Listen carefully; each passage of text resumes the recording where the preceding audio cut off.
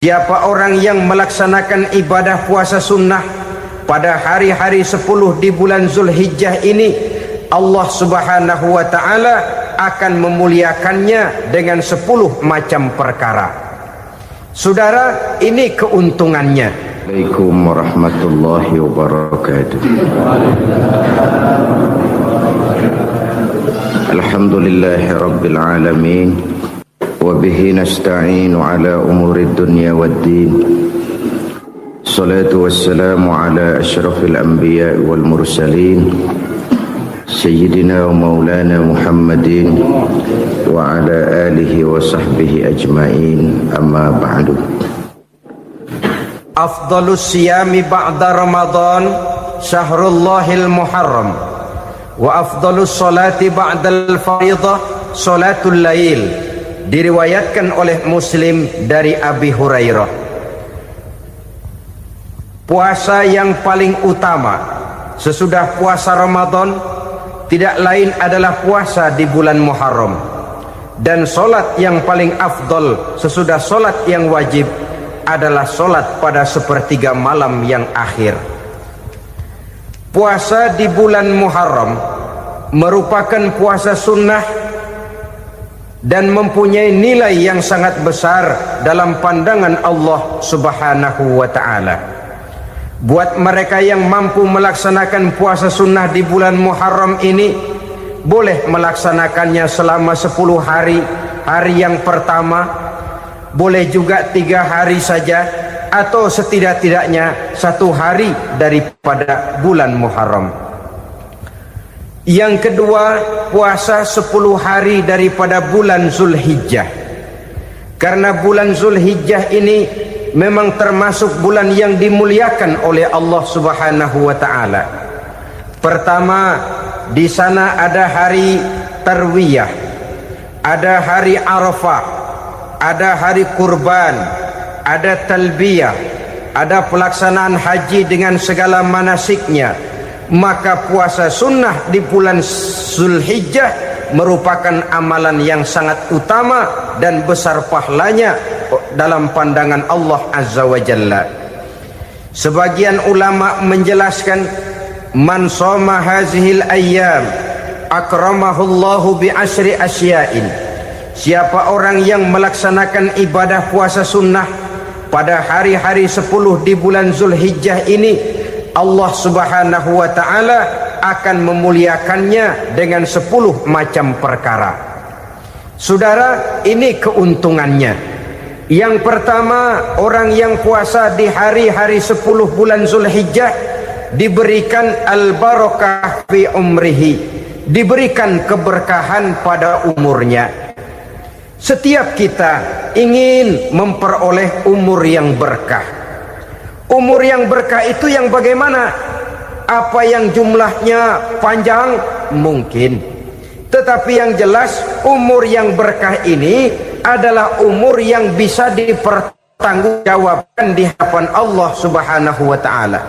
Artinya, umur yang diisi penuh dengan kebajikan, umur yang diisi dengan segala macam kegiatan ibadah, dan umur yang dengan demikian sungguh pun kita sudah mati, jasad terkubur dalam tanah, nama kita akan tetap hidup, dikenal orang oleh karena kebajikan yang kita kerjakan. Saya kira akan lebih merupakan azab ketimbang nikmat kalau orang diberikan umur panjang tapi hanya untuk menumpuk-numpuk dosa saja. Kan lebih baik mana? Umur pendek banyak pahala, umur panjang banyak dosa. Lebih baik mana? Saya yakin yang paling baik tentu umur panjang banyak pahala. Paling sial umur pendek dosa melulu. Sudah diberikan umur pendek tidak seberapa, dosa berlipat ganda. Itu kalau orang kampung bilang tekor namanya. Rugi. Umur pendek hanya untuk menumpuk-numpuk dosa. Boleh jadi kalau umat-umat zaman dulu, saudara, mereka diberikan umur panjang. Nabi Adam, kita tahu Nabi Adam itu 2000 tahun umurnya. Nabi Nuh 950 tahun. Umatnya ya rata-rata segitu itu. Nah, kalau mereka misalnya punya umur 800 tahun, lalu 200 tahun mereka melakukan dosa, kan masih punya restan 600 tahun untuk taubat. Karena umurnya diberikan jatah panjang. Kita ini oleh Allah Subhanahu wa taala, umat Nabi Muhammad ini umurnya pendek-pendek. Kalau nyontoh Nabi 63 tahun saja. Kalau diberikan 70 tahun umur kita sekarang, itu sudah dapat jatah lebih 7 tahun. Alhamdulillah bahwa Allah memberikan saat-saat, waktu-waktu, tempat-tempat yang punya nilai istimewa, sehingga umur yang pendek ini bisa bernilai panjang. Nilai ibadahnya bisa bernilai pahala seperti umat yang berumur panjang dahulu itu. Karena itu manfaatkan umur dengan baik, dan salah satu keberkahan daripada umur akan datang dengan melaksanakan ibadah puasa sunnah. Ini yang pertama. Yang kedua, az-ziyadatu fi malihi, berikan tambahan hartanya, menjadi orang kaya. Kaya apa? Kaya hati setidak-tidaknya. Karena dengan tekun dan rajin melaksanakan ibadah puasa, yang segera tertanam dalam jiwa seseorang merasakan cukup di dalam kehidupan. Itulah dia orang yang paling kaya, orang yang hidupnya paling cukup. Kalau orang sudah merasa cukup dalam hidupnya, maka itulah dia orang yang kaya.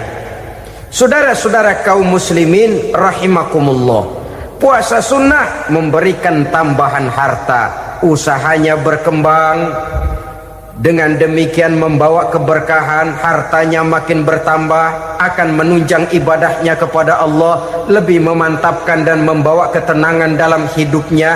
Itu termasuk berkahnya melaksanakan puasa sunnah itu. Yang ketiga, al-hifzu fi iyalihi, diberikan penjagaan, perlindungan terhadap keluarganya, anaknya sehat, sanak famili dan handai tolannya terjaga dan terpelihara dari segala malapetaka, dari segala mara bahaya, kesehatannya terjamin dan terpelihara. Itu sudah merupakan modal yang sangat besar di dalam kita mengarungi kehidupan.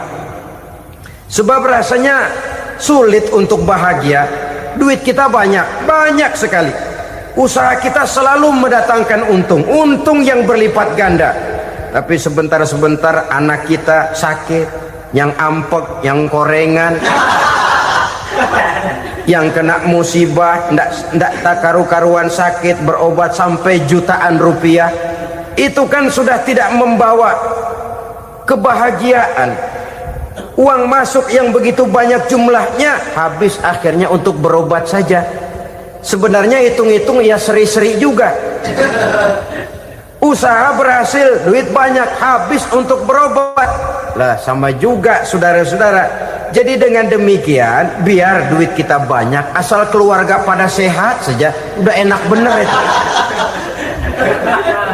Duit banyak, ekonomi cukup, keluarga sehat, nikmat rasanya menjalani kehidupan ini. Yang kiamat sudah duit kagak barang seperak, keluarga ampek semua. Kiamat sudah. Saudara hadirin yang saya hormati, jadi yang ketiga, Allah memberikan pemeliharaan terhadap keluarganya. Satu kali orang dipelihara Allah, tidak satu kekuatan pun yang bisa mencelakakan. Satu kali orang disengsarakan Allah, tidak satu tenaga pun yang mampu menyelamatkannya. Itulah sebabnya perlindungan Allah, pemeliharaan Allah terhadap diri dan keluarga sangat kita perlukan di dalam kehidupan ini. Dengan melaksanakan ibadah puasa, kita mendekatkan diri kepada Allah. Dengan dekat kepada Allah, maka Allah pun dekat kepada kita. Sehingga dalam hadis qudsi dikatakan, ta'arraf ilallahi firraha ya'rifka fi syiddah. Ingatlah kepada Allah di waktu kamu senang, agar Allah ingat kepada kamu di waktu kamu susah. Yang kita laksanakan kadang-kadang sebaliknya. Waktu susah kita ingat Allah, waktu senang kita lupa Allah. Akhirnya nanti pada waktu kita melarat, kebelangsak, susah dan sebagainya, pertolongan tidak akan datang kepada kita. Benar, ta'aruf ilallah firraha ya'rifka fisyiddah. Ingatlah kepada Allah di waktu kamu susah, ingatlah kepada Allah di waktu kamu senang, agar Allah ingat kepadamu di waktu kamu mendapat kesusahan. Umumnya watak manusia memang kalau sudah dapat susah, ingat kepada Allah. Waktu duduk, waktu berbaring, sambil tidur, dalam segala keadaan Allah disebutnya, Allah dimintakan pertolongannya. Tapi dikala dia berada pada posisi di atas angin, merasa senang, bahagia, Allah terlupakan. Saudara-saudara kaum muslimin, itu yang ketiga. Yang keempat, at-takfiru li sayyiatihi. Orang yang melaksanakan puasa sunnah itu diampuni segala dosa dan kesalahan yang telah dilakukannya. Dan yang kelima, at-tad'ifu li hasanatihi, diberikan balasan yang berlipat ganda dari segala kebaikan yang dikerjakannya.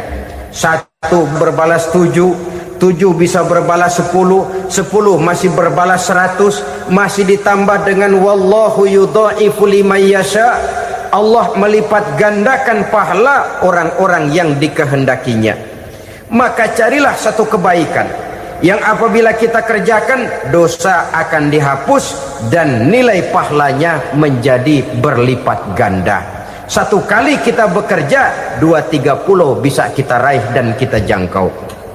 Yang keenam, orang yang melaksanakan puasa sunnah di bulan Zulhijjah, at-tashil li sakarati mautihi, diberikan kemudahan pada saat menghadapi sakaratul maut. Maut a mysterious problem. Dia adalah pintu yang setiap orang pasti akan memasukinya. Bahwa mati adalah mati, itu semua kita tahu. Tapi hakikat orang pada saat menghadapi mati itu kan berbeda-beda. Ada yang matinya itu gampang sekali, persis orang tidur saja, tidak nampak gelisah, tidak bikin susah yang hidup, tidak gelimpangan di tempat tidur, persis seperti orang mau tidur saja. Ada yang sulit sekali menghadapi sakaratul maut, gelimpangan di tempat tidur, bikin bingung orang yang nunggu, kadang-kadang seperti kerbau digorok lehernya. Saudara-saudara, sulit menghadapi sakaratul maut. Oleh karena itu Rasulullah sallallahu alaihi wasallam sering beliau itu kalau berdoa membaca Allahumma hawin alayya fi sakaratil maut. Ya Allah, mudahkan saya di dalam menghadapi sakaratul maut. Rasulullah saja, saudara, orang yang ibadahnya paling banyak, orang yang hatinya paling bersih, orang yang akhlaknya paling luhur, masih berdoa semacam ini. Mohon dimudahkan oleh Allah agar mudah menghadapi sakaratul maut. Apalagi kita, terus terang kita ini paling-paling kelas muhtalid, bangsa sama pahala mau sama dosa doyan. Lebih perlu lagi menghadapi sakaratul maut, sehingga apabila malaikat maut datang menjemput nyawa kita, dimudahkan, jangan dibikin sulit, supaya mudah. Jadilah orang baik-baik.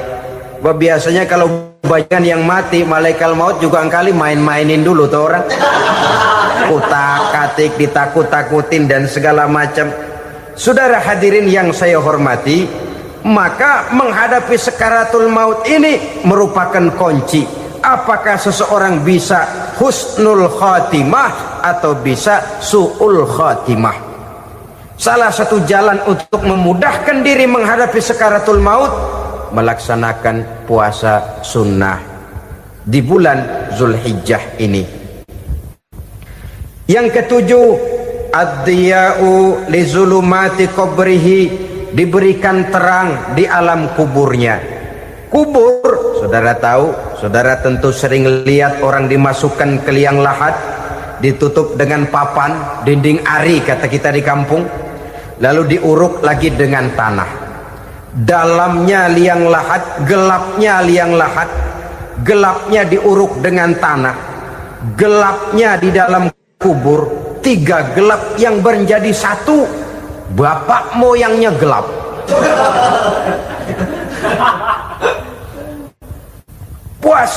Puasa sunnah ini merupakan terang di alam kubur kita nanti.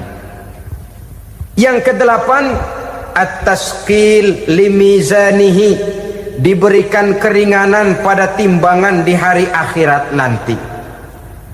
Bahwa setelah dibangkitkan dari kubur, setiap kita akan menghadapi perhitungan, akan ditimbang segala macam kebaikan dan segala macam kejahatan yang pernah kita lakukan di dalam kehidupan. Orang yang melaksanakan ibadah puasa sunnah, at-tasqilu limizanihi, diberikan keringanan timbangan hari akhiratnya nanti. Yang kesembilan, an-najah minal bala, diberikan keselamatan dari segala macam bencana. Dan yang ke-10, as-su'ud ala darajatihi, diberikan ketinggian, naik derajatnya, derajat di dunia, lebih-lebih lagi derajat di akhirat nanti. Ini keutamaan yang diberikan Allah Subhanahu wa ta'ala kepada mereka yang melaksanakan ibadah puasa 10 hari di bulan Zulhijjah menurut penjelasan sebagian dari para ulama kita.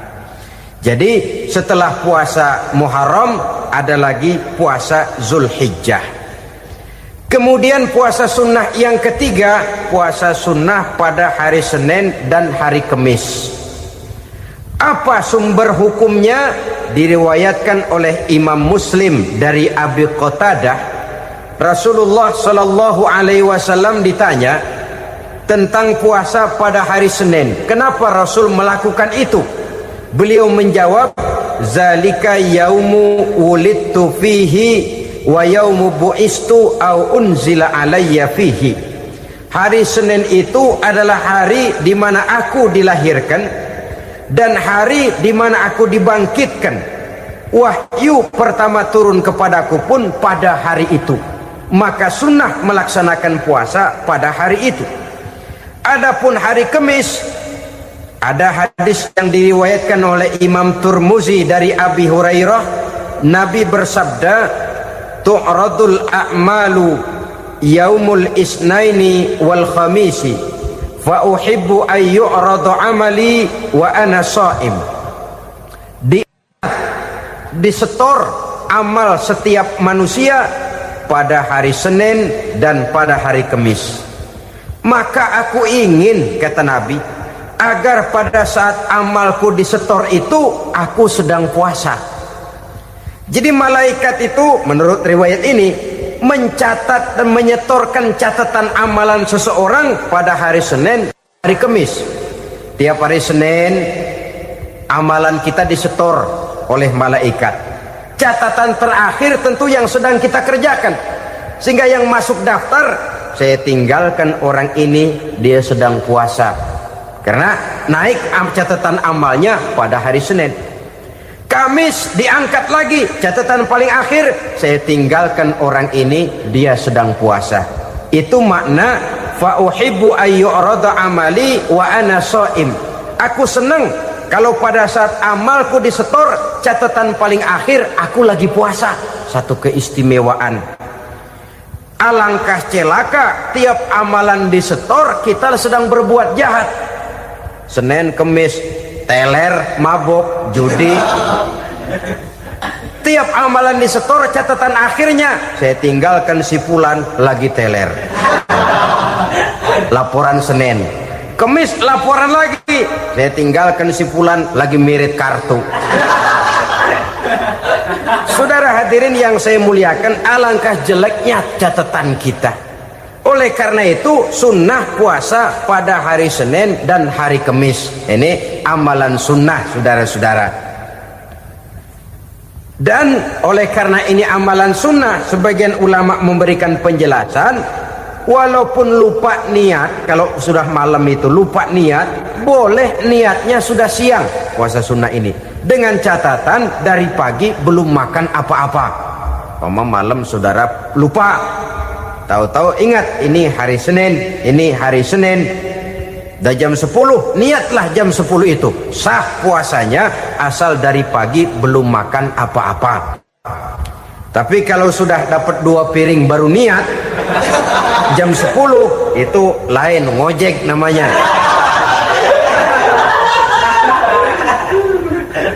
Jadi puasa sunnah yang ketiga, puasa pada hari Senin dan hari Kamis. Yang keempat, puasa jenis sunnah yang keempat, puasa 6 hari di bulan Syawal. Diriwayatkan oleh Imam Muslim dari Abi Ayyub bahwa Nabi bersabda, "Man shoma Ramadhana summa atba'ahu sittan min Syawal kana kasyamid dahri." Barang siapa yang berpuasa di bulan Ramadan kemudian diikutinya dengan 6 hari di bulan Syawal, maka dia seolah-olah seperti orang yang berpuasa 1 abad lamanya. Allahu Akbar. Demikian besar keuntungannya. 6 hari di bulan Syawal sama dengan orang yang berpuasa 1 abad lamanya. Ini fadailul a'mal, saudara-saudara. Jangan diartikan karena menang sudah puasa 6 hari bulan Syawal, Ramadan tahun depannya lantas nggak puasa. Kenapa? Ukurannya sudah 1 abad. Bukan itu pengertiannya. Ini mendorong orang memberikan ganjaran pahala yang sedemikian besar. 6 hari setelah Ramadan, artinya di bulan Syawal. Tidak pada hari pertama Syawal karena haram hukumnya berpuasa pada hari fitri itu. 6 hari di bulan Syawal. Tinggal lihat yang mampunya saja. Boleh berurutan, boleh tidak berselang-seling, boleh. Asal saja jumlahnya 6 hari selama masih bulan Syawal itu. Hari ini 3 hari lagi, 4 hari lagi, diselang-seling atau berurutan, itu juga lebih baik. Puasa sunnah 6 hari daripada bulan Syawal. Kemudian yang kelima, puasa sunnah 3 hari pada setiap bulan. 3 hari pada setiap bulan. Diriwayatkan oleh Imam Bukhari dan Muslim dari Abi Hurairah. Abi Hurairah bercerita, "Ausani khalili sallallahu alaihi wasallam bisalasin." Kekasih saya Rasulullah berwasiat kepada saya, memesankan benar-benar kepada saya untuk melaksanakan 3 amalan yang terpuji. Pertama, siyamu salasati ayyamin min kulli syahrin. Puasa 3 hari dalam setiap bulan. Ini wasiat yang pertama. 3 hari pada setiap bulan. Tidak peduli bulan apa saja. Dalam artian ya bulan menurut perhitungan Islam ya. Muharram, Safar, Rabiul Awal, Rabiul Tsani, Jumadal Ula, Jumadil Akhir, Rajab, Sya'ban, Ramadan, Syawal, Zulqa'dah, Zulhijjah dan selanjutnya. 3 hari pada setiap bulan. Tanggalnya tanggal berapa saja. Lebih utama pada yang disebut Yaumul Bid, yaitu hari-hari di mana bulan menunjukkan purnama. Tanggal 13, tanggal 14 dan tanggal 15 pada setiap bulannya itu disunahkan melaksanakan puasa. Itu wasiat pertama, puasa 3 hari pada setiap bulan. Wasiat yang kedua, warok'atai duha, melaksanakan sholat duha sekurang-kurangnya 2 rakaat. Itu wasiat yang dipesankan benar kepada saya, kata Abi Hurairah. Pertama, puasa 3 hari pada setiap bulan. Yang kedua, usahakan jangan meninggalkan 2 rakaat minimal daripada sembahyang duha. Kita tahu sembahyang duha itu sembahyang sunnah di waktu pagi seketika matahari naik sepenggalahan. Sekurang-kurangnya 2 rakaat, sebanyak-banyaknya 8 rakaat. Di antara fadilah atau keutamaan daripada sholat duha ini yaitu menyangkut masalah rezeki dan usaha. Kemudian wasiat yang ketiga, wa an utira qabla an anama, beliau sangat berwasiat kepada saya untuk sholat witir sebelum tidur. Artinya sholat malam sebagai amalan sunnah di dalam kehidupan kita. Jadi saudara-saudara, dalam hidup ini kita akan selalu berbentur dengan keperluan. Kalau pada satu saat kita sudah sampai kepada tahap berpikir ini keperluan saya, tentu hal-hal semacam ini akan kita kerjakan. Kita belum tergerak melaksanakan ini semua oleh karena barangkali kita merasa belum memerlukannya. Karena itu marilah kita berusaha di samping melaksanakan puasa yang wajib, juga melaksanakan puasa yang sunnah di dalam kehidupan kita. Ini jenis puasa-puasa yang sunnah. Kemudian yang kedua, ada macam puasa yang disebut puasa nazar.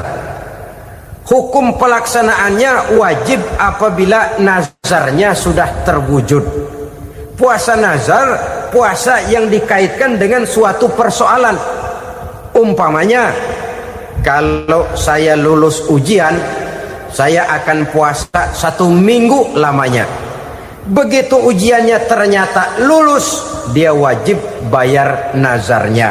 Puasa 7 hari, tidak lagi sunnah tapi wajib karena dia nazarkan. Asal saja tidak sah nazar kepada yang makruh, apalagi kepada yang haram. Umpamanya nazar, kalau tembus 6 nomor mau puasa 3 hari. Itu nazar semacam itu bukan saja tidak sah tapi haram hukumnya. Tidak boleh nazar kepada yang makruh apalagi kepada yang haram. Jadi apabila maksud yang sudah kita niatkan tercapai, wajiblah nazar itu dibayar, yaitu kalau nazarnya sunnah melaksanakan ibadah puasa. Saudara-saudara kaum muslimin rahimakumullah. Jenis puasa yang ketiga kita kenal dengan puasa wajib. Dan ini kita laksanakan pada bulan suci Ramadan.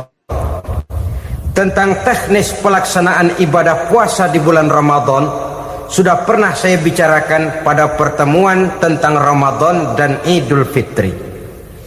Pada kesempatan ini saya hanya ingin mengajak bahwa di dalam melaksanakan ibadah puasa Ramadan ini, marilah kita mengadakan evaluasi. Kenapa demikian? Barangkali secara jujur, walaupun agak berat, saya masih harus berkata, masih banyak di antara kita umat Islam yang di dalam melaksanakan suatu ibadah terjebak dalam rutinitas ritual. Apa itu rutinitas ritual? Itu bahasa susah. Berhubung saya tidak ingin bicara yang susah-susah, kita bicara yang mudah-mudah saja.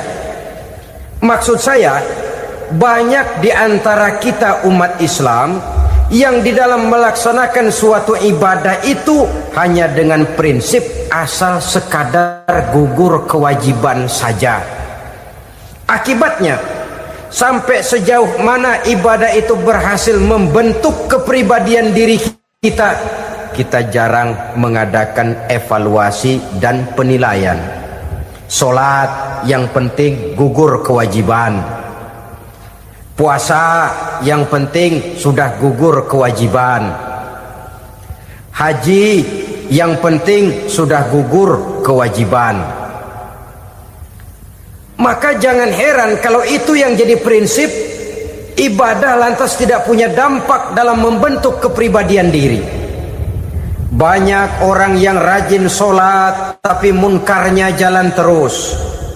Sampai kadang-kadang kita bingung, yang sembahyang dia, yang nyolong dia. Puasanya kelihatannya tekun tapi tidak punya kepekaan sosial. Sama yatim piatu bersifat masa bodoh, sama fakir miskin malah gemes. Tidak lantas tumbuh kepekaan sosial walaupun dia sudah ikut merasakan tidak enaknya lapar dan haus. Ada juga yang sudah haji 4-5 kali mondar-mandir Jakarta Mekah, tapi gaya hidupnya tetap seperti katak di kolong tempurung, picik, sempit pandangan, dangkal hati, tidak terbuka walaupun sudah melihat Islam dalam skala internasional. Yang dia lihat, yang dia saksikan, yang dia pandang tidak sanggup menggugah dan mengubah jiwanya, tidak bisa mewarnai pandangan hidupnya. Inilah akibatnya kalau ibadah hanya dikerjakan dengan prinsip asal sekadar gugur kewajiban. Hasilnya yaitu tadi, hajinya cuma menang topi putih sama serban. Sholatnya cuma prinsip asal gugur kewajiban. Begitu juga puasanya, begitu juga zakatnya, dan ibadah-ibadah lainnya. Bukan tanpa satu maksud.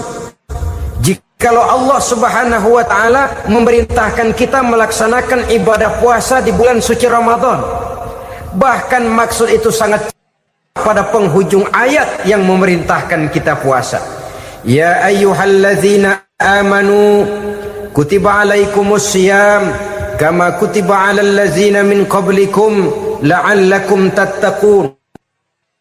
Orang yang beriman diwajibkan atas kamu berpuasa, telah diwajibkan juga kepada orang-orang yang sebelum kamu, la'allakum tattaqun, agar kamu dengan puasa itu menjadi manusia yang bertakwa kepada Allah Subhanahu wa ta'ala. Dengan kata lain, berhasil atau tidak puasa Ramadan kita ini akan nampak takwa kita meningkat atau tidak setelah kita melaksanakan ibadah puasa. Sehingga kalau orang mengatakan Ramadan itu merupakan month of training, bulan latihan, keluar latihan tentu harus semakin naik dan baik gaya kehidupan kita. Jadi tujuan utama daripada pelaksanaan ibadah puasa adalah untuk membentuk manusia yang bertakwa. Nah, takwa itu kata Imam Qusairi hurufnya ada 4. Ta, qaf, wawu, ya.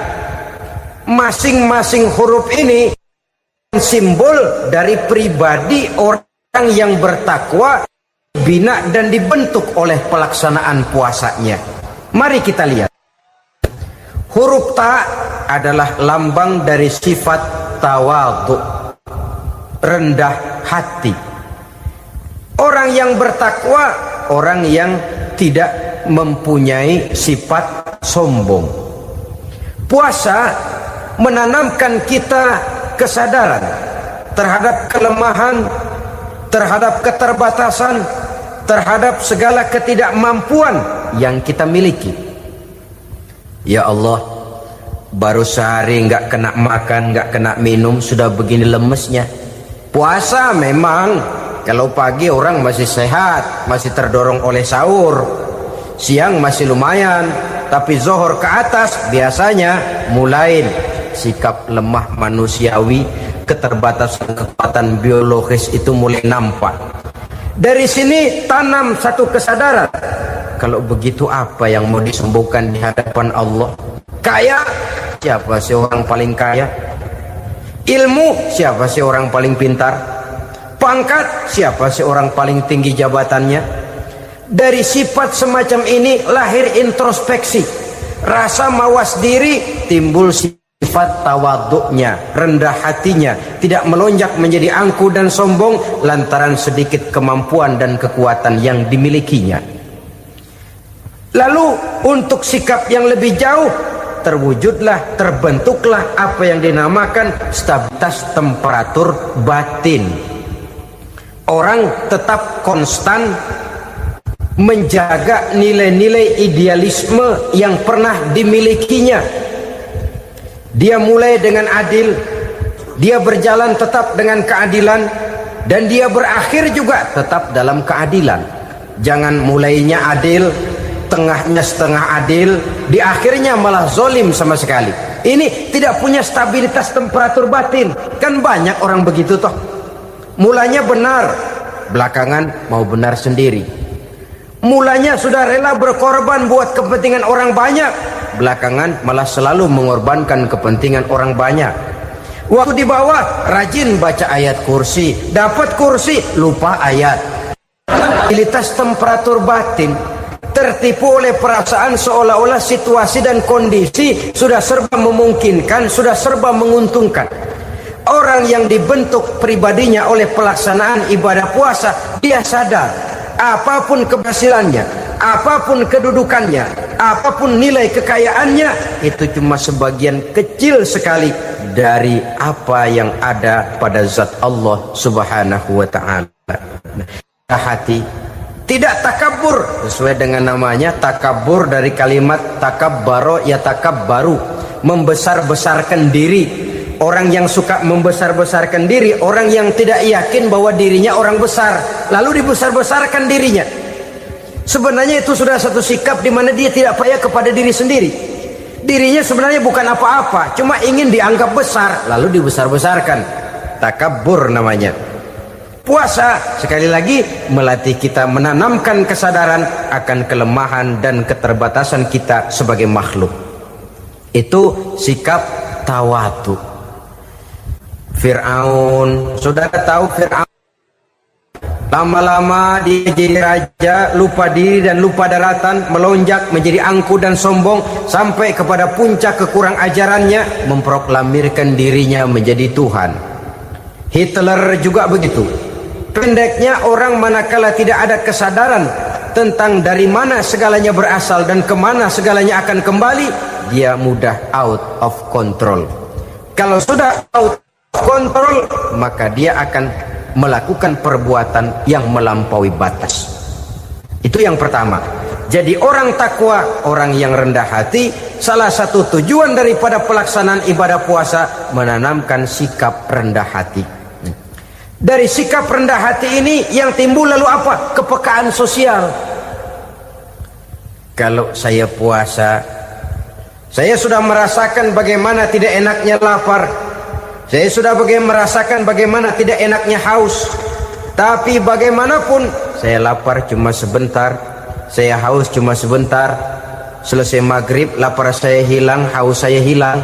Bagaimana yatim piatu, orang-orang tua jompo yang perlu santunan, orang-orang miskin yang terkapar di kolong-kolong jembatan, yang tiap hari merasakan perasaan seperti ini, tanpa tahu kapan hidup dan nasibnya akan berubah. Tidur beratapkan langit, berselimut koran. Kalau demikian, saya ini beruntung. Kalau demikian, apa yang bisa saya lakukan untuk mereka? Kepekaan sosial ini lalu timbul dalam apa yang orang sekarang namakan solidaritas, kesetiakawanan sosial. Hidup tidak hanya untuk kepentingan diri dan perutnya sendiri saja, tapi mau menolong, mau membantu orang yang memang memerlukan bantuan dan pertolongan itu sendiri. Jangan setelah tahu lapar tidak enak, haus tidak enak, tapi kita tidak mau tenggang rasa, tidak mau timbang rasa. Begini loh tidak enaknya lapar, begini loh tidak enaknya haus. Ini terjadi pada diri saya masih mampu, masih berbuka puasa.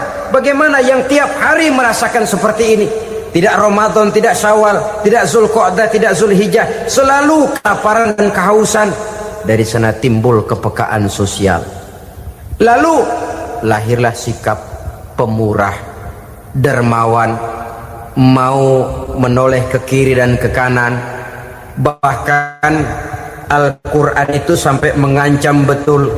Ara'aita allazi yukadzibu bid-din fadzalika allazi yad'u al-yatim wa la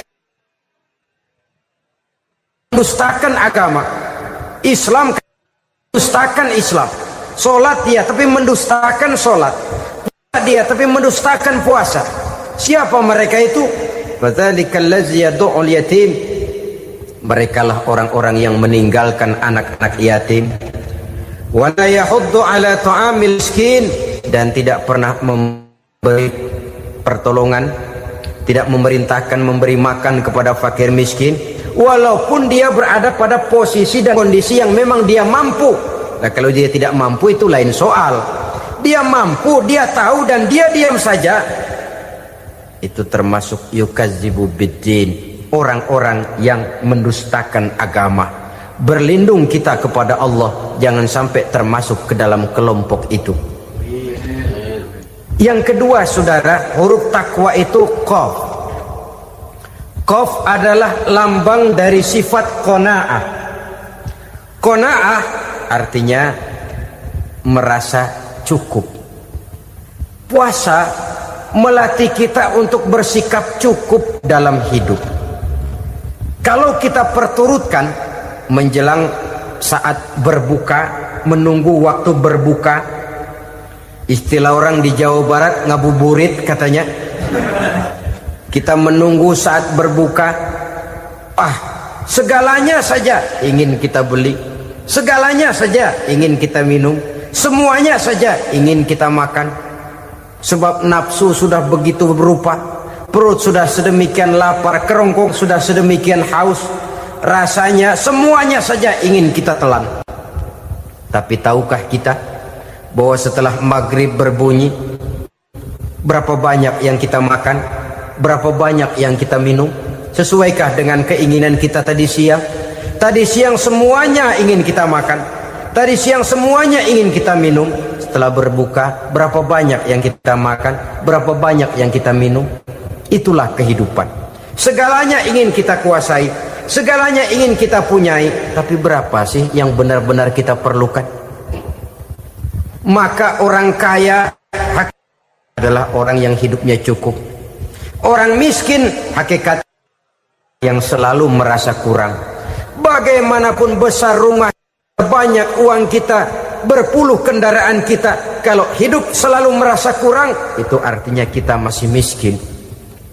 Maka jikalau ingin menjadi orang kaya, kuncinya hakikatnya cuma satu, hati kita merasa cukup dengan yang diberikan Allah, bersyukur atas segala nikmatnya, dan dengan syukur itu, nikmat itu akan ditambah oleh Allah Subhanahu wa ta'ala.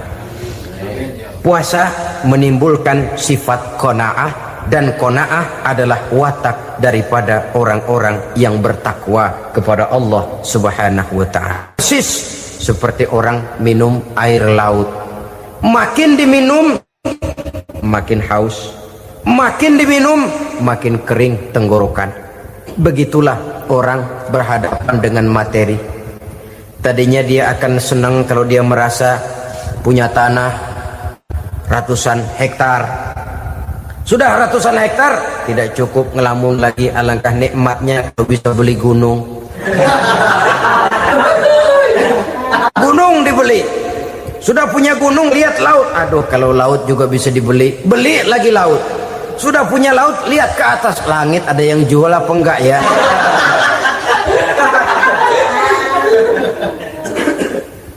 Seperti orang berhadapan dengan air laut yang makin diminum makin membuat kita haus dan makin kering tenggorokan ini. Maka itu harus dihentikan. Sikap untuk menghentikan itu tidak lain adalah dengan sifat qanaah itu tadi.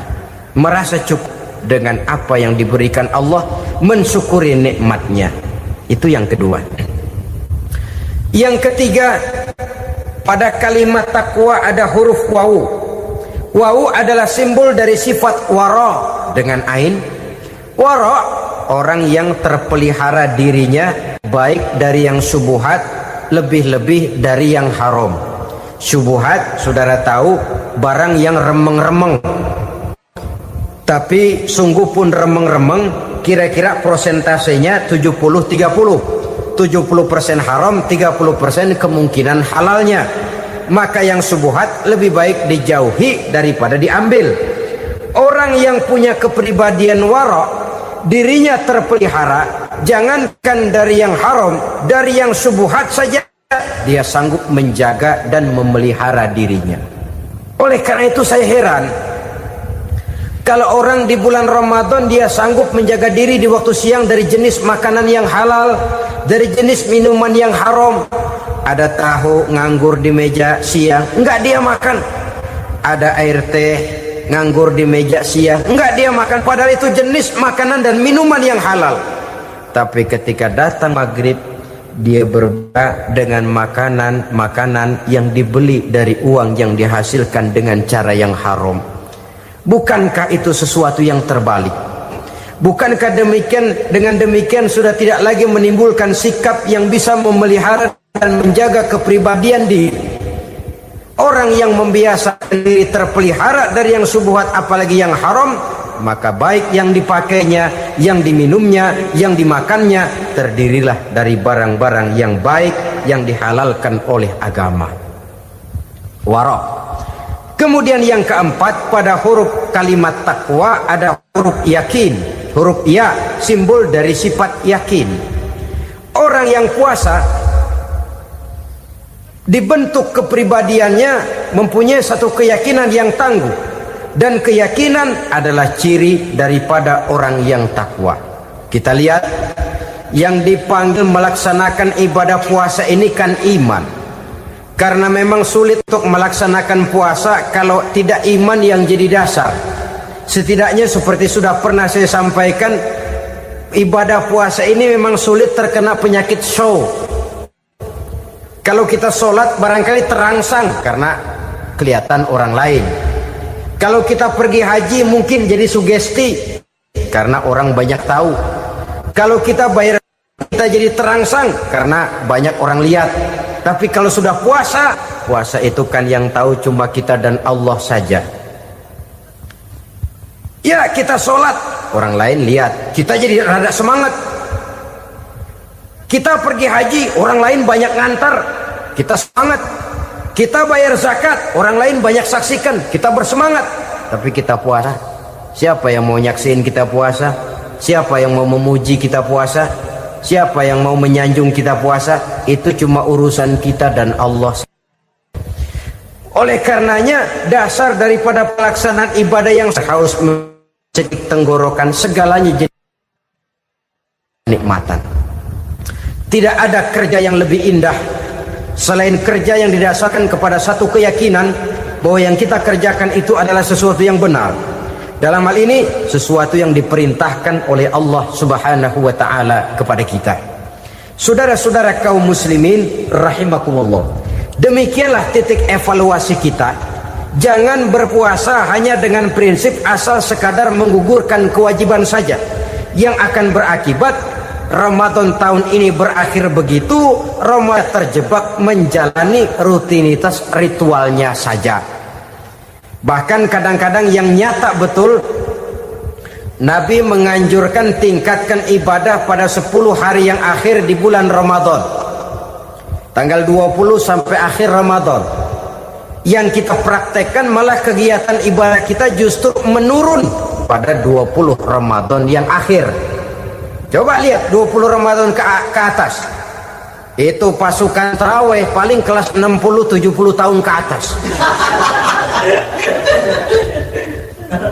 Kemana yang lain sudah berpikir menghadapi lebaran, berpikir pulang mudik, berpikir macam-macam. Akibatnya konsentrasi ibadah lalu buyar. Dianjurkan Rasul tingkatkan ibadah pada 10 hari yang terakhir. Kita malah makin ke akhir makin lancip.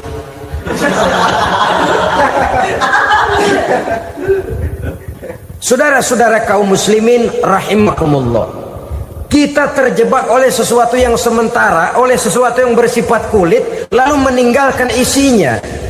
Padahal jikalau kita tidak mengisi Ramadan dengan kegiatan ibadah, berarti kita tidak keluar dari Ramadan dengan jiwa yang baru yang sudah ditempa oleh pengalaman ibadah di bulan Ramadan. Artinya kita tidak kembali kepada fitrah, kesucian seperti saat kita dilahirkan. Lalu kalau kita tidak kembali kepada fitrah, apa yang mau kita rayakan pada Idul Fitri itu? Di mana letak kegembiraan kita? Di mana letak kebahagiaan hati?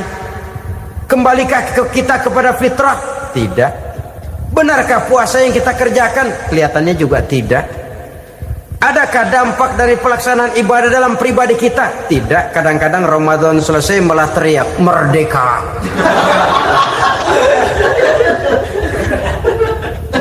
Kalau tadinya Ramadan dia merasa terhalang, mau keluar siang, mau makan siang, bulan puasa, mau minum siang, bulan puasa, mau gandengan, bulan puasa.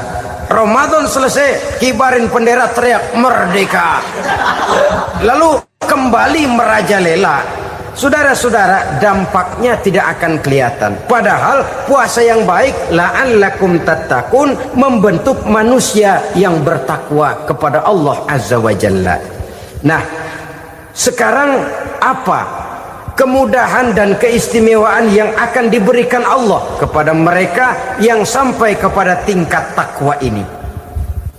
Al-Quran menjelaskan, pertama, may yattaqillaha yaj'al lahu makhraja. Barang siapa yang bertakwa kepada Allah Subhanahu wa taala, maka dia akan diberikan makhraja. Makhraja itu jalan keluar dari segala macam kesulitan. Jalan keluarnya ada saja. Menurut ukuran kemampuan dia tidak mungkin, mustahil, tidak bisa, mana mungkin. Tapi pada waktunya ada saja jalan keluarnya. Termasuk jenis yang yaj'al lahu makhraja. Orang yang bertakwa kepada Allah selalu diberikan jalan keluar dari segala kesulitan yang dihadapinya. Siapa sih orangnya yang tidak pernah sulit dalam hidup ini? Siapa orang yang tidak pernah mengalami kesulitan? Tapi kadang orang menilai, itu kelihatannya hidupnya enak aja ya, kayaknya nggak pernah mengalami kesulitan.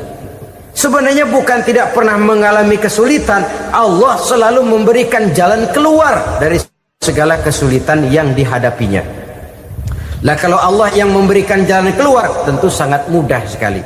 Orang yang bertakwa diberikan jalan keluar dari segala macam kesulitan. Satu. Yang kedua, wa yarzuqhu min haitsu la yahtasib. Dia akan diberikan rezeki oleh Allah dengan jalan yang tidak disangka-sangka. Rezekinya datang dengan cara yang tidak disangka-sangka. Gajinya mungkin kecil, tapi penghasilannya gede. Kan itu yang penting. Gaji dan penghasilan kan lain tuh. Boleh jadi gaji kecil, asal penghasilan gede, kan nikmat hidup itu. Nah, penghasilan ini ada yang bisa kita perkirakan. Bisa kita perkirakan. Misalnya gaji itu tadi. Kalau saya kerja, gaji saya begini. Ada rezeki yang masuk min haitsu la yahtasib. Tidak kita sangka-sangka, tidak kita duga-duga, tahu-tahu ada saja rezeki. Datang orang bawa persoalan yang mendatangkan hasil. Sebab rezeki, jodoh, maut memang seperti bayangan. Kita uber-uber dia lari, kita diem dia diem. Kan gemesin itu. Bayang-bayang itu begitu. Kita kejar, dia lari. Rezeki juga begitu. Kita diam, dia diam. Setengah mati yang namanya rezeki kita cari, kita uber, ngobek sampai ratusan bohong kita kerjain. Tapi memang belum waktunya, ya sulit untuk tembus. Tapi kadang-kadang giliran kita nongkrong di rumah, datang orang bawain rezeki. Itulah yang namanya rezeki. Tapi ini untuk orang yang bertakwa. Kalau tidak punya kredibilitas takwa, jangan lalu pakai ayat ini. Diberikan Allah dengan rezeki dengan jalan yang tidak disangka. Kan ada ayatnya dah, kita mah manteng aja di rumah dah. Ntar juga tuh rezeki datang. Ini fasilitas yang diberikan kepada orang yang wa may yattaqillah, bertakwa kepada Allah, yarzuqhu min haitsu la yahtasib, diberikan rezeki dengan cara yang tidak disangka-sangkanya. Maka kadar ketakwaan jangan membuat kita buruk sangka. Tuh orang ya nggak kemana-mana, duitnya ada aja. Kalau dia takwa, Allah berikan jalan keluar. Yang lantas ngelihat kiai orangnya ahli ibadah, ilmunya tinggi, akhlaknya luar biasa, takwanya tinggi, rezekinya lancar, lalu husnuzon nih kiai nggak kemana-mana, duitnya banyak, miara tuyul kali ini. Itu termasuk jaminan Allah yang masuk kategori min haitsu la yahtasib. Yang ketiga, yaj'al lahu min amrihi yusra, dimudahkan segala urusannya. Dimudahkan segala urusannya. Kemudian yang keempat, yukaffir anhu sayyiatihi wa yu'azzim lahu ajra, diampuni segala kesalahannya, dan dibesarkan pahala kebaikan yang dikerjakannya. Maka mudah-mudahan puasa yang kita kerjakan mengantarkan kita kepada ketakwaan kepada Allah, dan takwa membuka janji Allah kepada kita di dalam kehidupan ini. Inilah saja.